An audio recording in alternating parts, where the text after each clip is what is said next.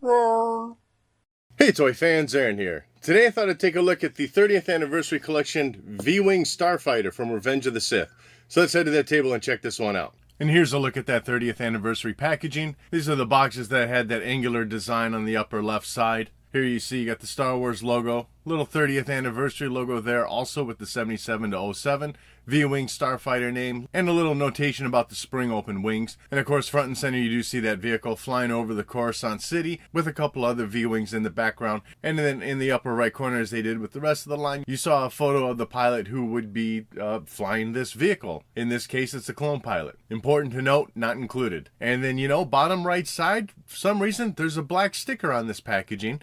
I can only guess maybe it's covering up, like a choking hazard warning or something that didn't need to be shown. On the left side of the box on that angled part, you see that 30th logo. And then below that, on the panel itself, you see an overhead shot of the V-Wing Starfighter. Right side of the packaging, just a profile shot of the vehicle. And then on the top, same thing, profile shot of the vehicle. On the back side, of course, you see a nice product shot of the vehicle. Various features being called out, such as the opening canopy, firing laser cannons, and that extendable landing gear. Up on top, you do have a description about the vehicle and what it was doing, in this case, in Episode 3. On the top of the right side, you got a nice little photo of the vehicle flying over Coruscant, with a few more features of the vehicle, the toy itself, being called out. And on the bottom left corner, you got a photograph of a couple other vehicles that were also available at the time. And here's a look at the vehicle out of the packaging.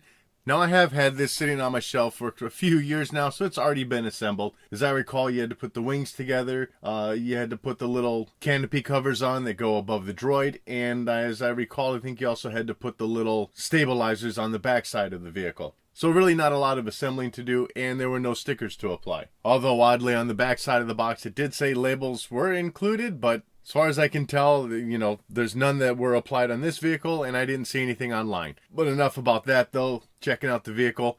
This is a pretty cool looking toy. We only got a brief glimpse of it at the end of Episode 3. Obviously, as you can already see from the spinning around on the turntable, there's lots of silver scratch marks all throughout the body. Lots of weathering. And at this point in the review, it's good just to get this thing off the turntable. Makes it a little easier for me to show it off. So, starting with this side here.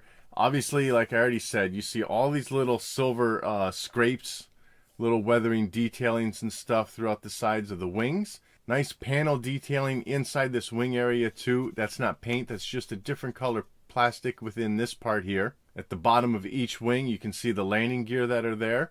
So when it's in that closed position, it is ready to land. At the bottom of the vehicle, you see this landing gear here. And when you don't want that out, it just folds back in. As far as the nose of the vehicle, a little bit of yellowing here, but of course, as I already said, you got lots of weathering all throughout the body of the vehicle, all these little dark spots and stuff. Panel detailing continues, and some looks like little silver highlight lines within the panels on this part here. I don't think on the top, but then definitely on the other side. And then here's just a quick look at the right side of the vehicle. On this side of the front of the vehicle, we got little yellow lines here. And then same as the other side, there are little yellow spots painted into the wings of the vehicle. On the bottom side of the vehicle, no scrapes or anything, but at least you do still have a little bit of weathering on the bottom here and there. A little scoring or something, maybe laser blasts on the body. Some pipes and whatnot going through here, and just some basic plain engine detailing. And on the back side of the vehicle, you got your engine thrusters, two of those. This top one is what you push in to activate the wing feature. On the inside of these wings, kind of looks like the solar panels from a TIE fighter. Lots of little, nubbins or something inside there. So there is some texturing to it. It is just a black piece of plastic that appears to be glued inside there. And then just getting back to the top side of the vehicle, you got these canopies here. Similar detailing to the tops of these with all the little silver scrapes through there and some grayish painting. Those just flip open. And then, of course, that just reveals the droid underneath.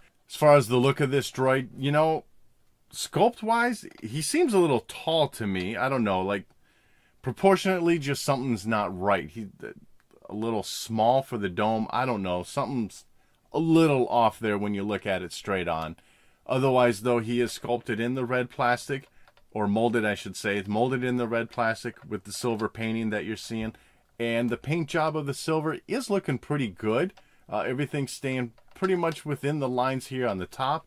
and even around the sides of the head. As I spin that around, you get a good look. So I think that part's looking good. And then of course you got some black in there for the eye port. Now the droid, he doesn't come out. It is just the spinning 360 head motion. That's all you're getting. No fun features with the droid. As far as the canopy goes, this is all clear plastic, but this dark purple that you're seeing is painted on top of the clear plastic. The paint job itself is looking very nice. Everything's staying pretty much within the lines there, I would say. From the front area, this flips open. Not that wide, but you're still not going to have a problem getting your figure in there. The one, as they show on the packaging, is oddball, and that particular figure I would use, but since it is behind all these other clone troopers on my shelf that you're seeing here, this hover tank pilot from Rogue One is going to have to do, just because, well, that's the one sitting next to me at the moment. But as you see, he slides right in, so no problem with that. Canopy closes. And now taking a look inside the cockpit.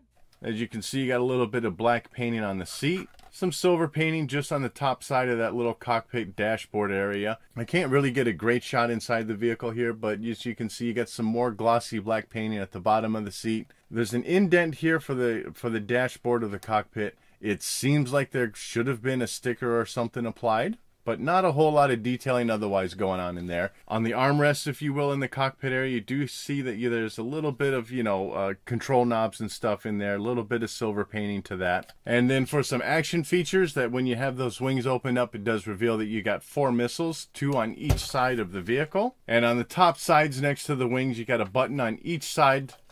So as you push that, both missiles are going to shoot out at the same time. And as far as those missiles, there's nothing really special to them. Gray piece of plastic. You got some fins sculpted on there that you would be seeing. This part is inside the vehicle, and then a little bit of red tip painted on there. So like I said, you get 4 of those, and they just slide right back into place. So overall, I really think this is a great looking vehicle. I like all the weathering and scrapes that we got on the vehicle, and plus I think the spring open wings are a pretty cool little action feature. And so that wraps up this look at the V-Wing Starfighter from Revenge of the Sith. I'd love to know what your thoughts are on this vehicle in the comments section below. And as always, thanks for watching.